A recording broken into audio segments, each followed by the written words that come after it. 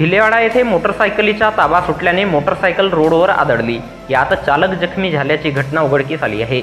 भंडारा तालुक्यातून जाणाऱ्या रायपूर राष्ट्रीय महामार्गावरील भिलेवाडा येथे दिनांक 20 जून 2024 रोज गुरुवारला दुपारी 2 वाजता अमित शत्रुघ्न हलमारे वय 25 वर्षे राहणार गडेगाव तालुका लाखनी हे आपल्या स्वतःच्या मोटरसायकल क्रमांक MH36AD 4099 ने लाखनीकडून भंडाऱ्याला जात असताना त्यांच्या मोटरसायकलचा ताबा सुटल्याने मोटरसायकल रोडवर आदळली। यात मोटरसायकल चालक अमित सुद्धा मोटरसायकलीसह रोडवर कोसळल्याने त्याच्या हातापायाला दुखापत झाली। अपघाताची माहिती कारधा पोलीस स्टेशन येथे उभी असणारी जगद्गुरू नरेंद्राचार्य महाराज नाणेजधाम रत्नागिरी रस्त्यावरील अपघातग्रस्तांना 24 तास विनामूल्य सेवा देणारी रुग्णवाहिकेला देण्यात आली।